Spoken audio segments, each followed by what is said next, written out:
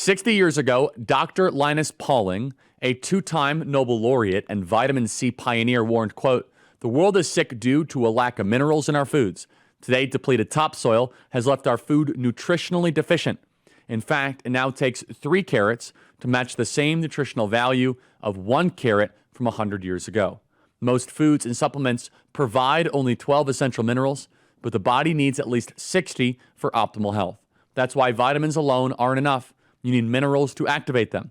That's why Immuno 150 is a game changer, delivering 13 essential vitamins, 70 plant-based minerals, and 68 additional nutrients. This is an incredible product. Visit Immuno150.com or call 888-310-0000 or place an order at Immuno150.com. Hi, Charlie. Yeah, you're going to have to lower that one for me. What's your name again? Thank you. Niyemah. How are you doing? Niyemah. It's been a while. It's been a minute. How have you been? Great. That's fantastic. We won. You did do that. I mean, you didn't, but Trump did. Yes. The collective we, yeah. Yes, the collective we. So speaking of Trump, I do want to talk a little bit about his policy on DEI. As you know, in his first weeks in office, he signed the executive order declaring that DEI is both unlawful and a threat to national unity. And I just kind of want to ask you to elaborate on why DEI is unlawful. Well, based on the Civil Rights Act, which I have disagreements with, but based on the Civil Rights Act, which is the law of the land, it says you shall not discriminate based on color, race, creed, or origin of nationality. Yes. And DEI definitionally does those things. How does it definitionally do those things? So, for example, if you say you are going to hire a certain amount of people or have scholarships only for a certain people, you are then prejudicing against another group. Which group are you prejudicing against? White people, Asians as well. I mean, white people are an easy one off the top of your head. So, for example, in the Harvard admissions case, I said this earlier, the average test score for a black individual was around 1,300 SAT, about 3.2 GPA. For a white or Asian, it would be about a 3.9 to 4 GPA and about nearly a perfect SAT. So you are disenfranchising and stereotyping and prejudicing against whites or Asians in favor of blacks. You're not prejudicing against whites or Asians, though, because DEI is not on a race basis. DEI stands for diversity, equity, and inclusion of all people. Affirmative action is what is intended to address racial inequality, but DEI isn't on the basis of race. Well, so DEI is a project of the affirmative action movement, so one comes before the other. He signed an executive order against both, for the record, so I wasn't sure which one you were talking about. I'm talking about DEI. So DEI, it depends what we mean in practice. So I can give you one example. There are black-only graduation ceremonies at certain schools, or black-only dormitories. But those are kind of student-led. I mean, on, I'm part of a black-only organization, and it's run by students. It's not through the school. Let's play it out. So if there is a black-only, let's pretend, which it's not, that building is black-only. If I said that, if that building was white, like the campus center? No, I said let's pretend it's not. Yes, hypothetically, yes. Hypothetically, if that building was white only, you would agree that's a violation of the Civil Rights Act. Yes, but there are no buildings on campus that are black only and white only. Well, and by the way, but there are on other campuses. No, though. but in those dormitories that are like culturally specific, you don't have to be that culture to live there. They're not going to not allow you to be black to live in a black dormitory. You would no, be surprised. Ujima at Stanford. White people do live at Ujima. That's not. I don't know about that specific example, but if it says black-only dormitory. But it doesn't say black only. But okay, how about this? How about if we had? Well, it does. It doesn't. Where? Where does it say that? Just to be clear, well, in the title. But let's pretend it says where? black. Like what school? Where does it say black-only building? Eastern Washington University, Portland State University, just off the top of my head, San Jose State University. They say black-only dormitory? And if a white person were to apply to live there? It's a black affinity cultural space of which only black individuals are accepted and governed for black individuals. But can we have white affinity cultural spaces? You can have a white affinity cultural space. The activity is... The issue is that you're saying black only. It's not black only. It's a black affinity cultural space. But anyone is invited if they would like to participate. I would, first of all, You cannot legislatively not allow someone of any race to participate in something. That doesn't exist. We agree. That's the spirit of the diversity, equity, inclusion order, is that DEI in practice, again, we have to go through example after example, is discrimination, prejudice, Well, and let's segregation. talk about DEI in practice. Let's Okay. talk about DEI programs in the workforce, because DEI programs in the workforce happen to benefit veterans. They benefit people with disabilities. They benefit people at an economic desperate. They benefit lots of people that is not just on the basis of race. And to me, it feels like you're conflating DEI with pro-blackness or black only, So which is let's- not the definition of DEI. So let's take a high-profile DEI example. Is that cool? Just maybe one we can play around with? Okay. Which I got me in a lot of viral trouble, which I don't care, which is pilots. I got in a lot of viral trouble too. I Hey. was debating this guy, I you know. know. And he kept interrupting you. He did. I know, right? Which is that, let's say DEI. A project of DEI at United Airlines was that we want to get 40% of our pilots to be black or women of color, or women or people of color. 40%. 50, I'm sorry, to get up to 50. It was at like 6%. So therefore, they wanted to make a push towards that, and it was currently at 6%. We look at that and we say, wow, you're going to have to lower standards to get to that goal.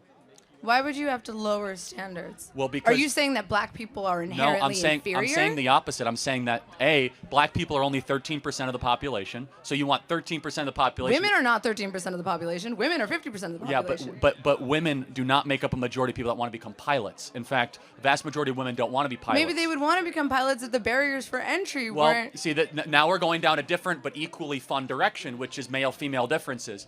Men much more likely want to be involved in heavy machinery mechanics. They want to be pilots. They want to be tank operators. They want to be police officers. Whereas women much more likely want to be, I'll get to you, Mason. Don't worry. And I remember your name. Yes, can Mason go? They won't let him go because he's I'll not let Mason USC. go. I'll There let we Mason go. But just, Mason, have some patience. We did this last time, okay? But do you understand, at least from our perspective, because it's no good for us to go back and forth again, maybe from our perspective, that we worry that the pursuit of diversity can mean the compromising of excellence. Charlie Kirk, this country is diverse. You can't just say the pursuit of diversity is compromising excellence. Diversity literally just means difference. This country is 13% black. It's 14% immigrant. It's 1/5 of every person in this country is Hispanic. It's 7% homosexual, and 50% of the country disagrees with you.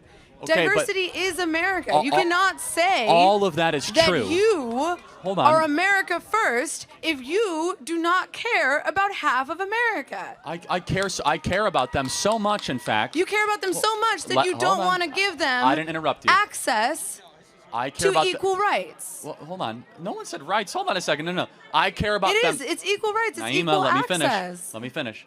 Now, who's interrupting who?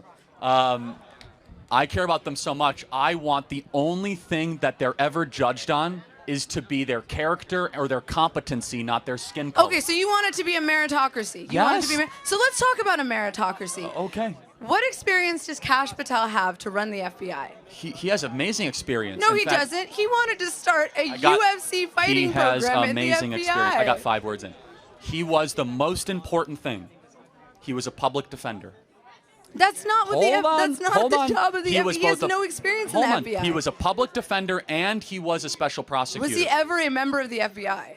No, but He doesn't have the merit to have hold that on a job. All right, second. let's do another example. But What I'm experience not does done. Linda McMahon? I'm not what done. experience does Linda McMahon have to run? She the ran the Department of Small Education? Business Administration in the first term, which is a big, big organization. She was the head of the SBA. When she was the CEO of No, hold on. WWE, I'm not even talking about that. She ran the SBA. By one the way, of her employees was engaging in pedophilic behavior with their Well, ring boys okay, under her watch. I'm not gonna defend and now that, she but is she- somehow qualified to be responsible she for was all of one America's second. children.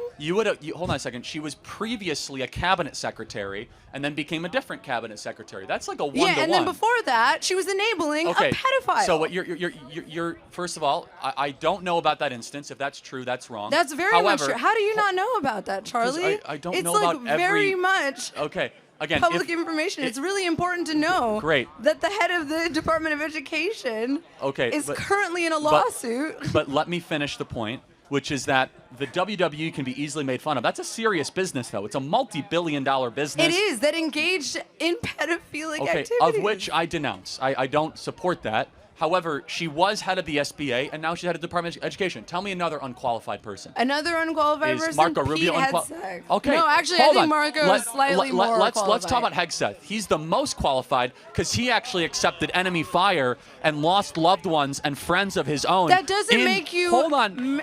Dude, to that doesn't give you... run the U.S. military, to be a warrior, not just an academic general, that's very important. Look, dude, I respect veterans. My boyfriend's a veteran. I love veterans. That being said, not every person who is a veteran is qualified to run the Department of Defense.